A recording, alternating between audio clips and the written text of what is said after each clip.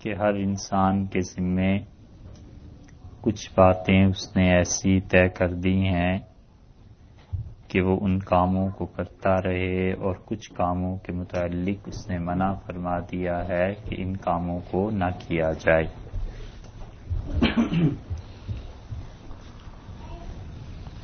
اور جتنے کام بھی ثواب اور جتنے کام بھی عذاب کے بتلائے ہیں، اللہ تعالی نے کہیں یہ تفریق نہیں کی کہ ان کاموں کو اگر مرد کرے تو اس کے لیے ثواب ہے اور اگر عورت کرے تو اس کے لیے عذاب ہے۔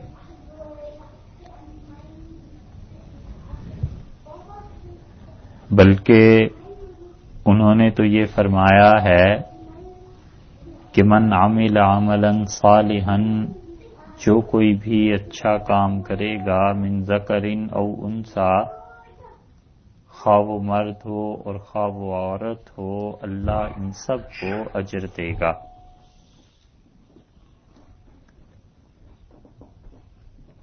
تو ہم سب کو اپنی زندگی کے اعمال کا جائزہ لینا چاہیے اور یہ سوچتے رہنا چاہیے کہ ہمارے اعمال دن بدن اللہ کے قرب میں اضافے کا باعث بن رہے ہیں، یا ہمارے اعمال ایسے ہیں جن کے ذریعے اللہ سے دوری ہو رہی ہے۔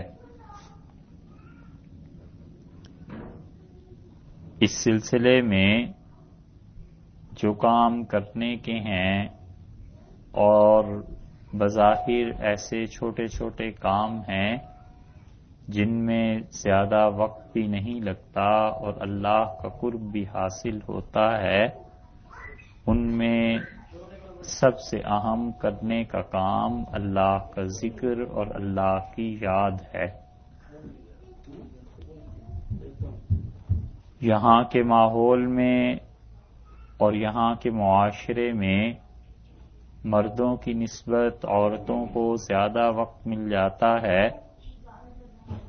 بہت سے کام ایسے ہیں جو مشینوں کے ذریعے انجام پا جاتے ہیں، اور جدید دنیا کی سہولتیں میسر ہونے کی وجہ سے کئی ایک کام جو گھروں میں ہو سکتے ہیں،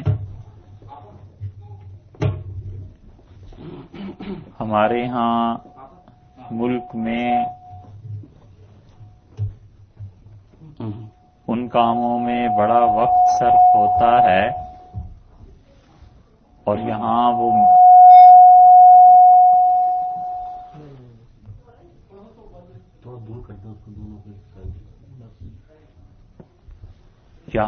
کام گھنٹوں کی بجائے منٹوں میں عمل پذیر ہو جاتا ہے، تو جو وقت باقی بچ جاتا ہے اس وقت کا سب سے اچھا اور سب سے بہتر مصرف یہ ہے کہ اللہ کی یاد کی جائے اور اللہ تعالی کا ذکر کیا جائے۔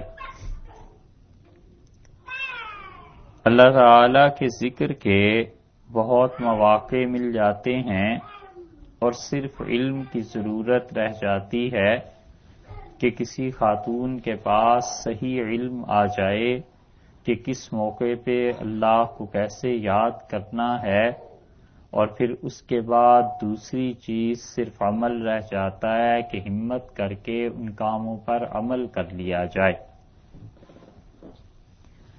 تمام اعمال کے سلسلے میں یہ بات یاد رکھنی چاہیے کہ حضرت عائشہ رضی اللہ عنہا سے نبی کریم صلی اللہ علیہ وسلم کے اعمال کے بارے میں دریافت کیا گیا کہ آپ کن اعمال کو پسند کرتے تھے، تو حضرت عائشہ رضی اللہ عنہا نے فرمایا کہ قل و عدیم، رسول اللہ صلی اللہ علیہ وسلم تھوڑا عمل کرتے تھے مگر ہمیشہ کرتے رہتے تھے۔ اس سے معلوم ہوتا ہے کہ تھوڑا عمل انسان چاہے شروع کر دے مگر ہمیشہ کرتا رہے، اور تھوڑا کام کرے مگر ہمیشہ اس کو نبھا لے، تو یہ ایسی چیز ہے جو اللہ تعالی کا قرب زیادہ دلاتی ہے۔ مثلا آپ دیکھیے ایک خاتون ہے اور وہ یہ چاہتی ہے کہ اللہ کی عبادت کرے، اور جو متبرک راتیں ہیں سال بھر کی، ان میں وہ اللہ کی عبادت اس کثرت سے کرتی ہے کہ رات رات بھر وہ نفل پڑھے اور تلاوت کرے، اور اس کے بعد وہ ان راتوں کے بعد اس ساری عبادت کو یکسر ترک کر دے، تو اس کا مطلب یہ ہے کہ اس عورت کی عبادت اتنا نفع نہیں دے گی۔ جو عبادت اس نے کی ہے اس کا اسے ثواب ملے گا، مگر جو عمل کی وجہ سے اثر ہونا چاہیے تھا، اس عبادت کی وجہ سے جو چیز پیدا ہونی چاہیے تھی، طبیعت میں اللہ کی طرف جو رجحان بڑھنا چاہیے تھا، وہ پیدا نہیں ہوگا۔ تو کوئی بھی رات بھر نفل پڑھ لے سال میں 2-4 مرتبہ، اس سے کہیں زیادہ بہتر ہے کہ کوئی شخص روزانہ 2 نفل پڑھتا رہے اور عمر بھر اسے نبھا لے۔ تو تھوڑا عمل کرے مگر ہمیشہ کرتا رہے، یہ زیادہ اچھا ہے بجائے اس کے کہ لمبے چوڑے اعمال اور وظیفے شروع کر دیے جائیں اور ہفتہ 2 ہفتہ مہینہ 2 مہینہ سے زیادہ انسان اسے چلا نہ سکے۔ شریعت نے بہت سہولتیں رکھی ہیں اور اللہ نے اتنا آسان رکھا ہے اس دین کو کہ یہ انسانوں کی گویا فطرت کے مطابق ہے کہ ہر انسان اس پر عمل کرے اور اللہ کے قرب کا راستہ طے کرے۔ حدیث میں آیا ہے کہ رسول اللہ صلی اللہ علیہ وسلم نے فرمایا، تم میں سے جو کوئی بھی نماز پڑھتا ہے اور پھر وہ 33 مرتبہ سبحان اللہ الحمدللہ پڑھتا ہے اور 34 مرتبہ اللہ اکبر، تو یہ کہنے کو تو 100 جملے ہیں جو اس نے ادا کیے ہیں، مگر اللہ تعالی اس کا 10 گنا ثواب زیادہ دیتا ہے۔ اب 100 کو آپ 10 سے ضرب دے لیجئے تو یہ 1000 نیکیاں ہوگی، یعنی اللہ تعالی اگر قبول فرما لے تو اس انسان کو اتنا ثواب ملے گا۔ اور ترمذی کی روایت میں آیا ہے کہ رسول اللہ صلی اللہ علیہ وسلم نے فرمایا، اگر تم لوگ اتنی مرتبہ نہ پڑھ سکو تو 10 مرتبہ سبحان اللہ، 10 مرتبہ الحمدللہ اور 10 مرتبہ اللہ اکبر پڑھ لو، اور یہ تمہارے نزدیک 30 جملے ہوئے اور اللہ کے ہاں یہ 300 نیکیاں ہو گئیں، کیونکہ خدا جب کسی چیز کو قبول کر لے تو اللہ تعالیٰ اسے بڑھاتا رہتا ہے، یہاں تک کہ 10 گنا سے بھی زیادہ چیز بڑھ جاتی ہے۔ تو یہ ایک چھوٹا سا عمل ہے، اسے کر لیا جائے کہ ہر نماز کے بعد اگر 33 مرتبہ پڑھنا دشوار ہے تو 10 مرتبہ پڑھ لیا جائے، مگر اس پر ہمیشہ مداومت رہے۔ جس دن آدمی شروع کرے اس کو، بس موت کے دن تک یہ پڑھتا رہے، یہ اللہ کے قرب کا ذریعہ ہے۔ اسی طرح رسول اللہ صلی اللہ علیہ وسلم نے اور اعمال بتلائے ہیں، مثلا یہ بتایا ہے کہ قرآن پاک کی تلاوت کی جائے، اور آپ خواتین اس بات کو اچھی طرح سمجھیے کہ اللہ کا ذکر اور اللہ کی یاد در حقیقت ایسی چیز ہے جو بہت سی بلاؤں اور مصیبتوں کو ٹال دیتی ہے۔ رسول اللہ صلی اللہ علیہ وسلم نے فرمایا، ما من شیء انجا من ذکر اللہ، اللہ کے ذکر سے بڑھ کر کوئی چیز ایسی نہیں ہے جو انسان کو پریشانیوں سے، دکھ سے، تکالیف سے نجات دے۔ تو سب سے بڑی چیز اللہ کی یاد ہے، انسان اسے کرتا رہے تو پریشانیوں سے، مصیبتوں سے بچ جاتا ہے۔ گھر میں بہت طرح کی تکالیف آ جاتی ہیں، مصیبتیں آ جاتی ہیں، بڑی سے بڑی مصیبت اور بڑی سے بڑی تکلیف کا حل رسول اللہ صلی اللہ علیہ وسلم نے اللہ کی یاد میں بتلایا ہے کہ اللہ تعالیٰ کی یاد مسلسل کرتے رہنا چاہیے۔ تیسرا کلمہ ہے، اس کے فضائل حدیث میں آئے ہیں، بہت فضائل آپ لوگوں نے سنے ہوں گے۔ چاہیے کہ اس کی ایک مقدار مقرر کر لی جائے، چاہے وہ 10 مرتبہ کوئی مقرر کر لے، مگر یہ کہ روزانہ اسے پڑھنا چاہیے۔ اسی طرح روایات میں یہ آتا ہے کہ جو شخص بھی 70,000 مرتبہ کلمہ طیبہ پڑھ لے، یعنی لا الہ الا اللہ محمد رسول اللہ، اس کو پڑھ لے، حتیٰ کہ بعض روایات میں ہے کہ وہ لا الہ الا اللہ کو بھی 70,000 مرتبہ پڑھ لے، تو اللہ تعالیٰ اسے جہنم سے آزاد کر دیتے ہیں۔ یہ جتنی روایات ہیں جن میں یہ آتا ہے کہ خدا اسے جہنم سے آزاد کر دے گا یا اللہ تعالیٰ اسے جنت میں داخل کر دے گا، تو اس کا مطلب یہ ہے کہ آدمی جب یہ عمل کرتا رہے گا تو اس کی سیرت پر اتنے اچھے اثرات پڑیں گے کہ وہ آہستہ آہستہ اہل جنت کے اعمال کرنا شروع کر دے گا اور اہل جہنم کے اعمال سے وہ ہٹ جائے گا۔ تو آپ کو جب وقت ملے اسے شروع کر لیجئے اور اسے پڑھنا چاہیے کلمہ طیبہ کو 70,000 مرتبہ، جیسے کوئی انسان روزانہ 100 مرتبہ پڑھ لے اور مہینے میں 3,000 مرتبہ ہو جائے، تو یوں سمجھ لیجئے کہ 30، 32، 35 مہینوں میں جتنا بھی ہو یہ آسانی سے نباہ ہو سکتا ہے۔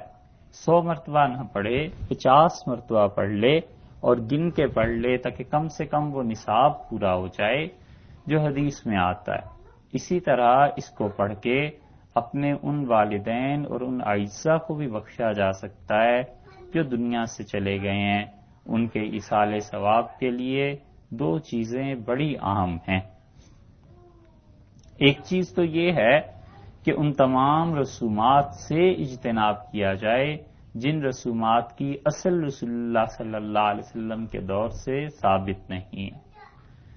اگر کوئی شخص ہزارہا لاکھوں روپیہ بھی خرچ کر دے تو وہ رسومات کی نظر ہو جائے گا اور ثواب اس میت کو پہنچنا بہت دشوار ہے۔ مثلا ہمارے ہاں تیجا اور 40واں اور اس نام سے جو رسومات ہوتی ہیں، رسول اللہ صلی اللہ علیہ وسلم کے مبارک دور میں ان چیزوں کا کوئی وجود نہیں تھا۔ ان چیزوں کو اپنے گھرانوں سے ختم کرنا چاہیے۔ اور جہاں جتنے بھی نئے نئے طریقے ہیں، ان طریقوں کو اگر وہ سنت کے جو بھی چیزیں خلاف ہیں ان چیزوں کی سختی سے مخالفت بھی کرنی چاہیے اور اپنے آپ کو پوری شدت کے ساتھ ان چیزوں سے بچانا چاہیے۔ عورتیں جب ایسے کام شروع کر دیتی ہیں تو اس سے پورا خاندان متاثر ہوتا ہے، اور پھر نتیجہ یہ کہ بچوں نے جس ماحول میں آنکھیں کھولی ہوتی ہیں، اگر تعلیم صحیح نہ ہو تو بعد میں بڑے ہو کر وہ یہی سمجھتے ہیں کہ دین یہی ہے، اور ماں کے بگڑنے کی وجہ سے، گھر میں خاتون کے بگاڑ کی وجہ سے، اس کی کم علمی کی وجہ سے سارے معاشرے میں سب بچوں میں یہ فساد اور یہ چیزیں آ جاتی ہیں، اور علم نہ ہونے کی وجہ سے دین کا بڑا شدید نقصان ہو جاتا ہے۔ تو ایصال ثواب میں بھی یہ جتنی رسومات ہیں، ان رسومات سے ہٹ کے بس چپکے سے اللہ کی یاد کرے، اور جو چیزیں اپنے ذہن میں آتی ہیں، قرآن پاک کی تلاوت کرنا، کلمہ طیبہ کا پڑھنا، جیسے یہ 70,000 مرتبہ کا پڑھنا ہے، اس طرح کے اعمال کر کے اللہ سے بس یہ دعا کر لی جائے کہ خدایا اس کا ثواب وہ جو فلاں شخص دنیا سے چلا گیا اس تک پہنچا دے۔ یہ ایصال ثواب کا صحیح طریقہ ہے جو بغیر رسومات کے اور بغیر فضول پابندیوں کے ہے، اور فقہاء نے اپنی کتابوں میں لکھا ہے۔ اور دوسری چیز جس کا کرنا، جس کا خیال رکھنا ایصال ثواب میں ضروری ہے، وہ یہ ہے کہ جتنا اس میں اخلاص ہوگا اتنا ہی وہ عمل اللہ کے ہاں قابل قبول ہوگا۔ اور اخلاص کے معنی یہ ہیں کہ وہ خالصتاً اللہ کے لیے کیا جائے، اس میں کسی انسان کی خوشی پیش نظر نہ رہے۔ مثلا ایک خاتون ہیں اور وہ 70,000 مرتبہ کلمہ طیبہ کو پڑھتی ہے، اور وہ سمجھتی ہیں کہ اگر یہ ساس کا انتقال ہو گیا اور میں اس کے لیے پڑھ دوں، اور پھر یہ بھی ذہن میں خیال آئے بار بار کہ اچھا میں شوہر کو بتاؤں گی تو وہ اس چیز سے بہت خوش ہوں گے، تو یہ ایک طرح کی اخلاص میں کمی ہے۔ بس اللہ کے لیے جب پڑھا ہے، جب ایک میت کے لیے پڑھا ہے، تو اللہ کو تو معلوم ہے کہ کس کو یہ ثواب ملنا چاہیے. اتنی خاموشی کے ساتھ، اتنے اخلاص کے ساتھ جو اعمال کیے جاتے ہیں وہ اعمال اپنا اثر لائے بغیر نہیں رہتے. اسی طرح رسول اللہ صلی اللہ علیہ وسلم نے ایک چیز کے متعلق یہ فرمایا ہے کہ میرا جی چاہتا ہے کہ میرے ہر امتی کے دل میں یہ چیز آ جائے. آپ سوچئے کہ کسی بات کے متعلق ماں باپ کہہ دیں، کبھی کسی چیز کی فرمائش اولاد کر بیٹھتی ہے اور کہتی ہے جی یہ چاہتا ہے کہ اس گھر میں یہ ہو جائے، تو ماں باپ کوشش کرتے ہیں کہ اولاد کی فرمائش کو پورا کریں. اسی طرح والدین کے متعلق جی چاہتا ہے کہ والد نے کہا، والدہ نے کہا کہ اس گھر میں فلاں چیز ہونی چاہیے، تو اچھی اولاد ان کی خواہش کا احترام کرتی ہے. تو رسول اللہ صلی اللہ علیہ وسلم نے بھی ایک خواہش کا اظہار فرمایا ہے. ہم امتیوں کو ان کی محبت کی وجہ سے ان کی خواہش کا احترام بھی کرنا چاہیے. اور آپ نے فرمایا دیکھیے کتنی شفقت تھی اپنی امت کے ساتھ، کتنی محبت سے انہوں نے بات ارشاد فرمائی ہے. آپ نے فرمایا کہ تمہیں پتہ ہے قبر کے عذاب سے نجات دینے والی کیا چیز ہے؟ اور پھر آپ نے فرمایا یہ سورہ ملک جو ہے یہ انسان کو قبر کے عذاب سے نجات دیتی. 29ویں پارے کی پہلی سورت کے متعلق آپ نے فرمایا کہ انہا واقعیتن، یہ تو سورت ایسی ہے جو قبر کے عذاب سے انسانوں کو بچاتی ہے. اور ایک جگہ فرمایا کہ لوگوں کو نجات دیتی ہے. اور جو اصل الفاظ تیسری روایت میں آئے ہیں، رسول اللہ صلی اللہ علیہ وسلم نے فرمایا میرا یہ جی چاہتا ہے کہ میرے ہر امتی کے دل میں یہ صورت آ جائے، تاکہ ان کا ہر امتی قبر کے عذاب سے محفوظ رہے. وہ بڑی شدید چیز ہے، بڑی شدید چیز ہے. آپ سوچئے قبر میں سب لوگ چھوڑ کے چلے آتے ہیں اور لٹا کے چلے آتے ہیں، اور اعمال بس انسان کے ساتھ رہ جاتے ہیں. کوئی وہاں کسی کی پوچھ نہیں ہے. بادشاہ تھا اور غریب تھا، وہ فقیر تھا یا امیر تھا، سب لوگ اپنے اعمال کے ساتھ جاتے ہیں. اور جس طرح آج ہم اور آپ بات کر رہے ہیں، آج سے 50-100 برس پہلے بھی لوگ باتیں کرتے ہوں گے، اور وہ سب قبروں میں پہنچ گئے اور مٹی میں مل گئے، اور ان کے اعمال ان کے کام آئیں گے. جس نے برائی کی ہے وہ اس کی جزا پائے گا، جس نے اچھائی کی ہے وہ اس کی اچھائی کی جزا پائے گا.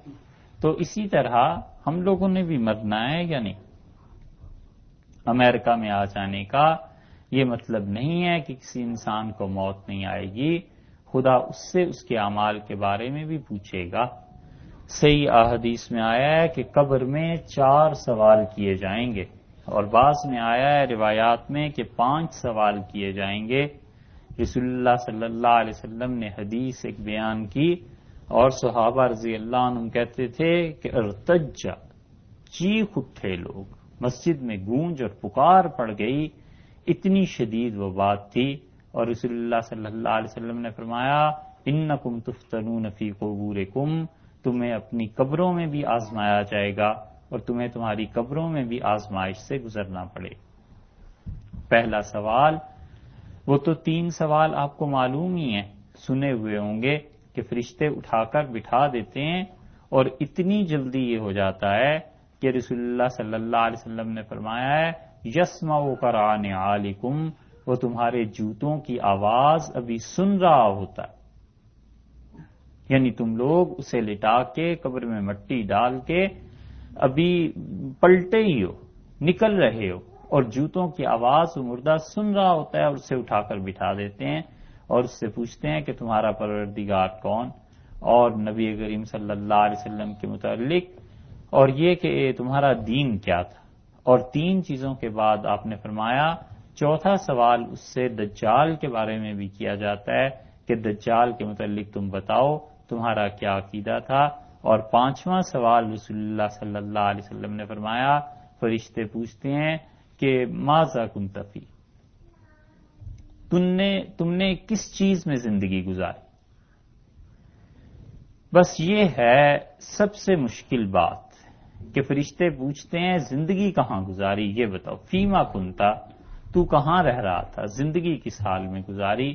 تو وہاں جا کے کیا جواب دے گا کہ زندگی امریکہ میں گزاری اور ڈالر کے چکر میں اور لوگوں کے حقوق کو ضائع کرنے میں اور اللہ کے حق کو ضائع کرنے میں، یا یہ کہ وہ کہے گا امریکہ چلا گیا اور معاش کا جائز اور صحیح طریقہ اپنایا اور خدا کے دین کے لیے کام کیا اور اپنے گھر والوں کو عزت سے جو حلال کے رزق اور کمائی تھی وہ لا کے۔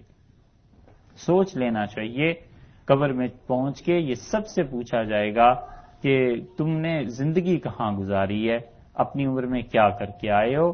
تو یہ ابھی سوال ہو رہے ہوتے ہیں، ابھی جوتوں کی آواز سن رہا ہوتا ہے اور یہ سوالات شروع ہو جاتے ہیں۔ تو ہم نے، آپ نے، سب نے وہیں پہنچنا ہے اور یہ سب چیزیں یہیں رہ جائیں گی، اس لیے بار بار سوچنا چاہیے کہ ہمارے ذمے کسی کا حق باقی تو نہیں رہ گیا۔ بہت سے حقوق ہیں جو لوگوں کے ہیں، اور فکر یہ کرنی چاہیے دو کام کرنے کے ہیں۔ ایک کام تو سیدھا سادہ یہ کرنا چاہیے کہ بار بار سوچے میرے ذمے کسی کا حق باقی ہے تو اس کا حق پورا کر دیا جائے، اور یہ سوچے کہ میرا حق کوئی بنتا تھا کسی کے ذمے تو اسے معاف کر دیا جائے۔ اپنے حقوق لینے اور حاصل کرنے سے زیادہ تحریک اس کی ہونی چاہیے کہ میں کسی طرح معاف کر دوں اور درگزر کر دوں۔ رسول اللہ صلی اللہ علیہ وسلم نے فرمایا کہ اللہ تعالی نے کہا ہے کہ ان پر رحم کرو جو زمین میں رہتے ہیں، یرحمکم من فی السماء، آسمان والا تم پر رحم کرے گا۔ ہمیں اس لیے معاف کر دینا چاہیے کہ ایک دن ہمیں بھی اللہ کے پاس پہنچنا ہے، ہمیں بھی وہاں معافی چاہیے ہوگی یا نہیں چاہیے ہوگی۔ وہاں جب نامہ عمل کھلے گا تو ہر شخص کہے گا کہ خدایا اس سے درگزر کر دے، تو وہ درگزر جو اللہ سے درخواست کرنی ہے کہ خدایا ان چیزوں کو بھلا دے اور درگزر کر دے، بالکل اسی طرح دنیا میں اپنا رویہ یہ رکھنا چاہیے کہ جس کسی نے برا بھلا کہا ہے اسے معاف کر دیا جائے۔ یہ انتقام لینے کی خواہش اور یہ دل میں تمنا کہ میرا بس چلے تو میں اسے دو سناؤں، اور میرا بس نہیں چلتا نہیں تو اسے جیل بھیج دوں، اور میرا بس چلے تو کھڑے کھڑے اسے چیر دیں، یہ سارے کے سارے فکرے بڑے مہنگے پڑتے ہیں۔ جس دن وہاں پہنچیں گے اس کے سامنے جس کا بس چلتا ہے اور زور اور طاقت تو اسی ذات کی ہے، وہ اگر کہے کہ تمہیں ٹکڑے کر دیے جائیں تو پھر کون ہے جو اس ذات کو کہے کہ اپنا فیصلہ نہ نافذ کر؟ کون ہے جو اللہ کو روک سکے کہ اللہ تعالی عذاب دینا چاہے اور اسے ہٹا لے؟ ہم سب نے وہاں پہنچنا ہے، اس لیے کرنے کا کام یہی ہے کہ خواتین میں یہ کرتے رہنا چاہیے کہ جو اپنے ذمے حقوق ہیں وہ پورے کرتی رہیے، شوہر کے ذمے حقوق ہیں اسے پورے کرنے چاہیے، حلال کا رزق کمانا اس کی ذمہ داری ہے، اپنے گھر والوں کو ان کے حقوق دینے چاہیے۔ اسی طرح شادی جب ہو جائے تو رات دیر تک باہر رہنا بغیر کسی دو کاموں کے، ایک تو کام دین کا ہے کہ دین کے سلسلے میں کسی آدمی کو کوئی مسئلہ پوچھنا ہے، کوئی بات سیکھنی ہے، کوئی درس ہے، واعظ ہے، اس میں چلا گیا، یا اپنا رزق حلال کا کما رہا ہے اس میں دیر ہو گئی، یا کوئی مریض ہے اس کی عیادت کو، یہ کام تو ایسے ہیں جو ضروری ہیں۔ اور اس کے علاوہ بلا ضرورت گھر سے باہر رہنا، لاف و لاب میں، تفریح میں رات کو باہر رہنا، یہ اپنی بیوی کے حقوق کو ضائع کرنے کے مترادف ہے۔ آج وہ چپ ہے مگر قیامت کے دن اگر وہ بولی تو اللہ کے ہاں کیا جواب دے گا؟ یہ رشتے ناتے ہمارے اور آپ کے درمیان ہیں، اللہ کا کسی سے کوئی رشتہ نہیں، وہاں تو صاف صاف انصاف ہوگا۔ ماں اپنے بچے کو ضرورت سے زیادہ مارے گی تو قیامت میں اس کا بھی حساب ہوگا کہ ضرورت تو صرف ڈانٹنے کی تھی، تم نے کیوں تھپڑ مارا تھا؟ پھر اللہ کے ہاں کون بچائے گا؟ اسی طرح عورت کے ذمے جو چیزیں ہیں وہ آج ان کو پورا نہیں کرتی، نبی کریم صلی اللہ علیہ وسلم نے فرمایا اس کو اپنے گھر آنے کی اجازت نہ دو جس شخص کو تمہارا شوہر ناپسند کرتا ہے۔ یہ شوہر کا حق ہے کہ وہ ایک آدمی کو پسند نہیں کرتا، کسی بھی وجہ سے اپنی بیوی کو نرمی سے سمجھا دے کہ انصاف سے میری نہیں بنتی، اگرچہ آپ کے عزیز ہیں، یہ ہمارے گھر میں نہ آیا کریں، تو ان کو روک دینا چاہیے۔ اب یہ اس کی بات نہ ماننا، یہ اس شوہر کے حق کو ضائع کرنے کی بات ہے۔ قیامت میں اللہ کے یہاں پوچھنی ہوگی کہ تم نے اپنے شوہر کا حق کتنا ادا کیا اور تم نے اپنی اولاد کی تربیت کیسے کی۔ یہ سب چیزیں قیامت میں کھل جائیں گی، اور اس سے پہلے قبر میں جب پوچھیں گے نا کہ کرتے کیا رہے، زندگی کہاں گزاری، فیما کنتا، زندگی کہاں گزاری، اس سوال کا جواب بس سوچ لیجیے۔ کوئی بات سمجھ میں آئے آج کی اس نشست میں یا نہیں، بس اس سوال کو آپ سوچتی رہیے کہ اگر ابھی مغرب کے وقت ہم میں سے کسی کا انتقال ہو جائے اور قبر میں لے جا کر لٹا دیں گے اور فرشتوں نے پوچھا کہ زندگی کہاں گزاری، تو میں فرشتوں کو کیا جواب دوں گی؟ اللہ کو کیا جواب دوں گی؟ کس چیز نے زندگی گزاری تھی؟ اس لیے رسول اللہ صلی اللہ علیہ وسلم نے اس تمنا کا اظہار فرمایا، اور آپ نے فرمایا میرا جی یہ چاہتا ہے کہ میرے ہر امتی کے دل میں یہ سورہ ملک آ جائے، یعنی وہ پڑھتا رہے۔ سورہ ملک کے متعلق حدیث میں آیا ہے کہ جو رات کو سونے سے پہلے اسے پڑھ لے گا، اللہ اسے قبر کے عذاب سے نجات دے دے گا۔ اور اتنی مبارک صورت ہے یہ کہ ایک صحابی رضی اللہ عنہ کہتے ہیں ہم جہاد میں گئے ہوئے تھے اور رسول اللہ صلی اللہ علیہ وسلم کے ساتھ تھے، اور ہم نے خیمے لگائے رات بسر کرنے کے لیے، تو ہمیں عجیب ایک بات لگی، اور ہم نے رسول اللہ صلی اللہ علیہ وسلم سے جا کے عرض کیا، ہم دو دوست تھے خیمہ لگا رہے تھے، ہم نے کہا اللہ کے رسول ہم نے زمین جب کھودنی شروع کی ہے تو اس زمین سے سورہ ملک کے پڑھنے کی آواز آ رہی، تو آپ نے فرمایا یہ اللہ کا بندہ پابندی سے اس کی تلاوت کرتا تھا، اللہ نے اسے توفیق اور اجازت دی ہے قبر میں بھی اس صورت کو پڑھنا۔ آپ دیکھیے ہے کتنی، 5 منٹ بھی نہیں لگتے بھائی، 2 رکوع ہی تو ہیں، اور 2 مہینے مسلسل پڑھتا رہے گا تو یاد بھی ہو جائے گی، 3 مہینے میں یاد ہو جائے گی، 2 منٹ کا تو کام ہے۔ عشاء کی نماز کے بعد پڑھ لیا جائے، اپنے کمرے میں جا کر پڑھ لیا جائے، یہ سب صورتیں وہی ہیں کہ سونے سے پہلے یعنی عشاء کی نماز کے بعد یہ تلاوت کی عادت ڈال لی جائے، تو رسول اللہ صلی اللہ علیہ وسلم کی جو خواہش پوری کرنے کا، ان کی ادب اور احترام کا ہے، وہ ثواب الگ ملے گا، اور اس سورت کو پڑھنے کا ثواب الگ ملے گا۔ انہوں نے جتنی باتیں بتائی ہیں در حقیقت وہ اسی لیے ہیں کہ امت کے ساتھ شفقت تھی کہ دنیا اور آخرت میں کہیں میری امت کو تکلیف نہ پہنچے، کہیں ان لوگوں کو پریشانی نہ اٹھانی پڑے۔ اسی لیے رسول اللہ صلی اللہ علیہ وسلم نے فرمایا اللہ کی یاد سے بڑی کوئی چیز نہیں ہے جو دنیا اور آخرت کی پریشانیوں سے تمہیں بچا سکے۔ ایک صحابی رضی اللہ عنہ نے عرض کیا کہ اللہ کے رسول کوئی چیز بتائیے جو مشکلات میں پڑھوں۔ خواتین پوچھتی ہیں لمبے چوڑے وظیفے لوگ بتا دیتے ہیں، اس میں کلام نہیں ہے، بعض وظیفے بالکل درست ہوتے ہیں کرنے چاہیے، اور بعض ایسے بھی ہوتے ہیں جو ناجائز ہوتے ہیں ان سے بچنا بھی چاہیے، مگر جو چیزیں حدیث میں آ گئی ہیں وہ سب سے اچھی ہیں۔ رسول اللہ صلی اللہ علیہ وسلم سے زیادہ چیز اچھی کون بتا سکتا؟ ایک حدیث میں آتا ہے آپ نے فرمایا انا بمنزلتکم بوالد، میں تمہارے لیے باپ کی حیثیت میں ہوں، اسی لیے میں تمہیں سکھاتا رہتا ہوں کہ یہ کام کرو یہ نہ کرو۔ ہم سب ان کے بچوں کی مانند ہیں، ان کے جتنے امتی ہیں ان کے بچوں ہی کی طرح ہیں، انہوں نے سکھایا ہے کہ کیا کام کرنا ہے کیا نہیں کرنا۔ آپ نے کہا لذو بذی الجلال والاکرام، تمہیں کوئی مصیبت پیش آ جائے مشکل تو چمٹ جاؤ اور دبوچ لو جا کے کس چیز کو؟ آپ نے فرمایا یا ذل جلال والاکرام، یہ کثرت سے پڑھتے رہو کہ اے وہ ذات جو بڑی عزت والی ہے، اے اللہ جو بڑی بزرگی بڑی طاقت بڑی عظمت والا ہے، فرمایا یہ کثرت سے پڑھتے رہو یا ذل جلال والاکرام، اس کو پڑھتے رہنا چاہیے۔ اللہ تعالیٰ کے جتنے بھی نام ہیں 99 نام عام طور پر لکھے ہوئے مل جاتے ہیں، ان کو یاد کر لینا چاہیے، روز پڑھنا چاہیے۔ رسول اللہ صلی اللہ علیہ وسلم نے فرمایا ومن احصاها فدخل الجنہ، جو شخص ان کو یاد کر لے گا اللہ کے ناموں کو، اللہ اسے جنت میں داخل کر دے گا۔ یہ فرمایا ہے۔ 99 نام پڑھنے میں کتنا وقت لگ جاتا ہے؟ 2 منٹ 4 منٹ، صبح سے شام تک، شام سے صبح تک اپنی اولاد اپنی جان اپنا شوہر اپنی بیوی ان سب کو بنانے کی فکر ہے، تو کیا اس میں 10 منٹ اللہ کے لیے نہیں نکل سکتے؟ 10 منٹ اپنی آخرت کے لیے نہیں نکل سکتے کہ میں 10 منٹ کچھ ایسا کام بھی کر لوں جو آخرت میں اللہ کے ہاں میرے لیے کام آ جائے. اللہ تعالیٰ سے دعا کرنی ہو، اللہ کے ناموں کے ذریعے دعا کرنی چاہیے. مثلاً کوئی اللہ تعالیٰ سے رحمت کو طلب کرتا ہے، یا رحمان یا رحیم اللہ کے ناموں کو پڑھنا چاہیے. اس سے بڑا فرق پڑ جاتا ہے طبیعت میں.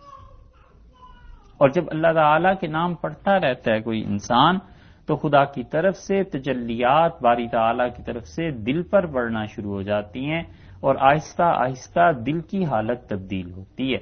جب تک دل اللہ کے علاوہ غیر کی محبت میں گرفتار رہے، سب بیماریاں اس میں آتی جاتی ہیں. اور جب دل آزاد ہو جائے اور اللہ کی محبت اور اللہ ہی کے ساتھ تعلق رہے، تب جا کر کام بنتا ہے. اس لیے کثرت سے اللہ کو یاد کرے، دل اللہ کی یاد کے ساتھ اٹکا رہے، اس میں دھیان اٹکا رہے کہ میں نے مر جانا ہے اور خدا کو جواب دینا ہے. یہ غیبت، یہ مجلس آرائیاں، یہ لوگوں کے معائب، لوگوں کی برائیوں کو چننا، گھر میں لڑائی، یہ سب چیزیں ایسی ہیں جو برکتوں کو اٹھا دیتی ہیں، جو اللہ کی ناراضگی کا موجب بنتی ہیں. کبھی جہاں تک ہو سکے اپنے حق کے لیے خام خواہ نہیں بولنا چاہیے، خام خواہ نہیں لڑائی کرنی چاہیے. کتنی ہی اللہ کے حق ہم نے ضائع کیے ہیں، اگر کل وہ قیامت میں کہے کہ میرے حقوق تم نے کیا کیے ہیں تو ہم کیا جواب دیں گے؟ ہم یہ نہیں کہتے کہ اپنے حق بالکل ہی کوئی بھول جائے. ٹھیک ہے، زندگی میں ضرورت پیش آتی ہے، انسان کو بولنا بھی پڑتا ہے، کہنا سننا بھی پڑتا ہے، مگر حق تو ہو ایک آنے کا اور بولے 1 روپے کے برابر. تو سوچو جس کو مظلوم سمجھ رہی ہے اور اپنے آپ کو مظلوم سمجھ رہی ہے عورت، اور جب ظلم کرے گی دوسرے پہ تو وہ مظلوم ہو جائے گا. وہ مظلوم ہو گیا تو اللہ کی مدد ادھر چلی جائے گی، اس کے ساتھ نہیں رہے گی. جتنا حق ہے اتنا یا اس کے سے تھوڑا بہت زیادہ بول لیا وہ تو ایک بات ہوئی، مگر حق تو بنتا تھا 4 آنے کا اور دوسرے کی توہین ہو گئی 1 روپے کے برابر. تو قیامت میں اللہ کے ہاں پوچھ ہے یا نہیں ہے اس چیز کی؟ تو بندہ سوچتا رہے، دھیان اٹکا رہے کہ اگر ابھی اللہ کے پاس پیش ہو گیا تو پھر کیا ہوگا. اسی لیے حدیث میں آیا ہے کہ مومن انسان کا جب انتقال ہوتا ہے تو آپ دیکھیے نا، جس طرح نگاہ 1 سیکنڈ میں آسمان تک پہنچ جاتی ہے. آسمان کتنا دور ہے، مگر آدمی جو ہی سر اٹھائے فوراً نگاہ آسمان تک پہنچ جاتی ہے. رسول اللہ صلی اللہ علیہ وسلم نے فرمایا مومن کا جب انتقال ہوتا ہے تو فوراً اس کی روح اللہ کے عرش کے سامنے لے جائی جاتی ہے اور وہ جا کے روح اللہ کو سجدہ کرتی ہے. مومن کی بڑی یہ قسمت اور نصیب کی بات ہے. لیکن وہ مومن جو زندگی میں ایمان کے ساتھ جیتا رہا، جسے یہ خیال تھا کہ مرتے ہی پتہ نہیں کیا ہوگا، کیا پوچھیں گے. تو یہ سب چیزیں اس لیے ہیں کہ بنیادی طور پر اللہ کی یاد رہے، مرنا یاد رہے، یہ یاد رہے کہ میں نے لوگوں کے کیا کیا حقوق ضائع کیے ہوئے ہیں، کسی طرح وہ پورے کر دیں، حتیٰ کہ نیت خالص ہو جائے. صرف نیت میں یہ بات آ جائے کہ آج سے لوگوں کے حقوق کو پورا کرنا ہے، اور پھر کوشش شروع کر دے عملاً. درمیان میں موت بھی آ گئی تو اللہ کو تو علم ہے کہ یہ میری بندی اس کوشش میں لگی ہوئی تھی. خدا تو جانتا ہے کہ اس نے اس راستے پر چلنا شروع کر دیا تھا. بڑا مشہور واقعہ آپ نے سنا ہوگا کہ رسول اللہ صلی اللہ علیہ وسلم نے فرمایا ایک آدمی نے 99 قتل کیے اور پھر اسے خیال ہوا کہ توبہ کرنی چاہیے. پھر وہ ایک اللہ کے نیک بندے کے پاس گیا اور اس نے ان سے پوچھا کہ کیا میری توبہ کی بھی کوئی صورت ہو سکتی ہے؟ تو انہوں نے کہا تمہاری توبہ کی کوئی صورت نہیں ہے، 99 آدمیوں کو قتل کر دیا. اس نے کہا اچھا کوئی توبہ کی صورت نہیں تو تم کیوں یہاں بیٹھے ہوئے؟ اس نے انہیں بھی مار دیا. 100 قتل اس کے پورے ہو گئے. اور پھر وہ چلا ایک اور بستی کی طرف کہ وہاں جا کے کسی سے مسئلہ پوچھے. تو درمیان میں انتقال ہو گیا اس کا، اور رحمت اور عذاب کے فرشتے دونوں آ گئے. عذاب کے فرشتوں نے کہا کہ 100 قتل کیے، اور رحمت کے فرشتوں نے کہا نہیں یہ توبہ کرنے کے لیے چل تو پڑا تھا. تو اللہ تعالیٰ کے ہاں پیش ہوئی بحث. اللہ تعالیٰ نے فرمایا کہ زمین کی پیمائش کرو کدھر یہ زیادہ چلا ہوا تھا، اور پھر خدا نے اپنی قدرت سے جس طرف توبہ کے لیے جا رہا تھا ادھر کی زمین کم کر دی اور جانے کہ جو زمین چھوڑ چکا تھا اسے بڑھا دی. فرشتوں نے جب پیمائش کی تو انہوں نے کہا اللہ یہ توبہ کے لیے زیادہ چل چکا تھا, فرمایا اسے معاف کر دو, اور وہ جو 100 آدمی تھے ان کے حقوق ہم اپنے پاس سے ادا کرتے ہیں. اللہ کو ایسی پسند ہے یہ بات کہ بندہ کسی طرح رجوع کرے, توبہ کرے, اللہ کی طرف چلے. تو جو کام کرنے کا ہے وہ یہ ہے کہ اللہ کی طرف رجوع ہو جانا چاہیے, توبہ ہو جانی چاہیے, آئندہ سے توبہ کر لینی چاہیے. جب اس راستے پہ کوئی چل پڑے, پھر درمیان میں موت بھی آ جائے تو امید تو ہے کہ اللہ تعالیٰ شان و مہربانی اور رحمت سے کام لیں گے, مگر یہ سب باتیں اسی وقت ہیں جب خود عمل شروع کیا جائے, اللہ کو یاد کیا جائے. اللہ تعالیٰ آپ کو اور ہمیں عمل کی توفیق.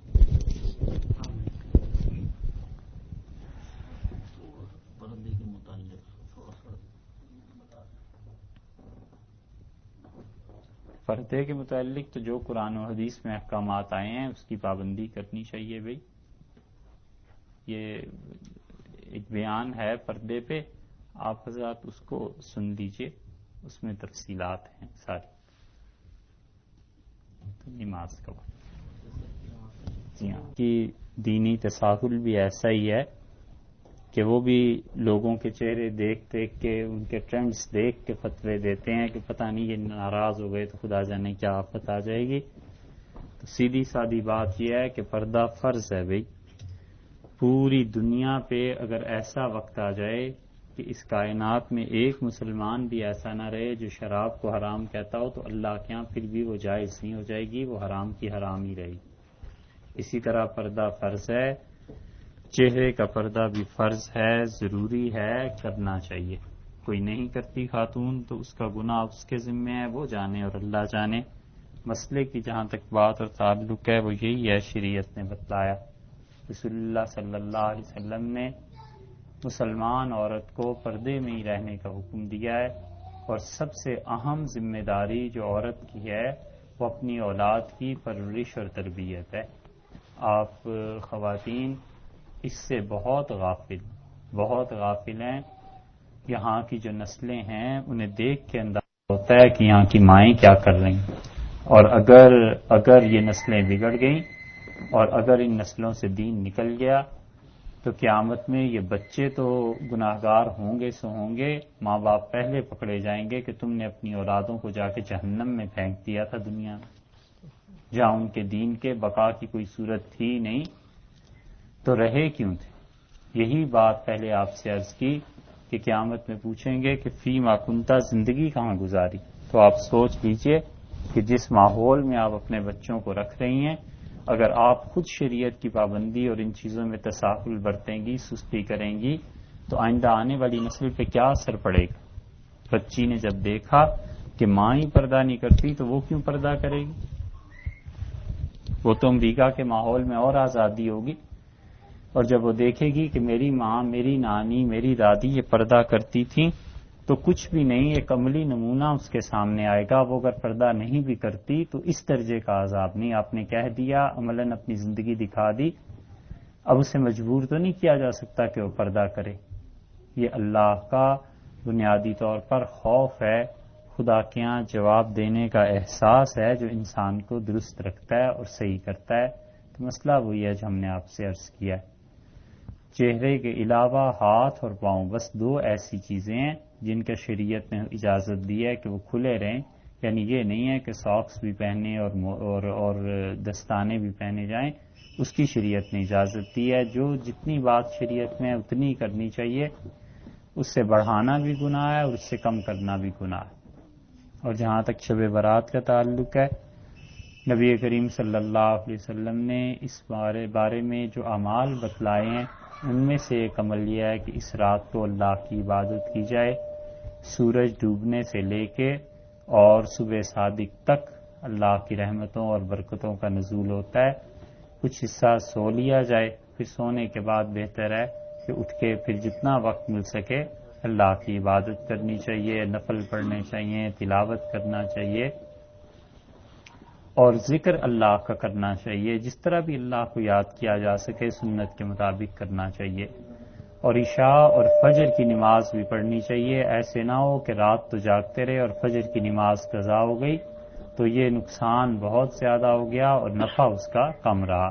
اور اگر ہو سکے تو کبھی زندگی میں ایک آدھ مرتبہ قبرستان بھی چلے جانا چاہیے اپنے اجزاء کے لیے ایصال ثواب کے لیے.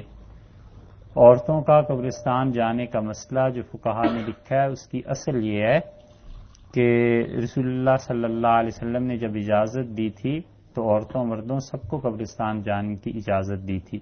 جن احادیث میں منع کیا گیا ہے وہ اس وجہ سے منع کیا گیا ہے کہ عورتیں اپنے اوپر قابو نہیں رکھ سکتی، وہاں جا کے بین کرنا شروع کر دیں، شریعت کے خلاف چیزیں کرنا شروع کر دیں، اس وجہ سے منع کیا گیا ہے.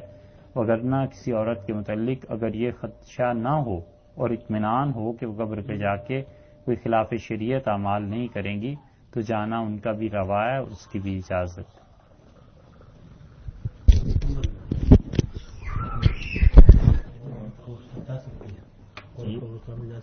جی عورتیں قبرستان میں جا سکتی ہیں مگر اسی شرط کے ساتھ کہ کوئی شریعت کے خلاف حرکت نہ کرے.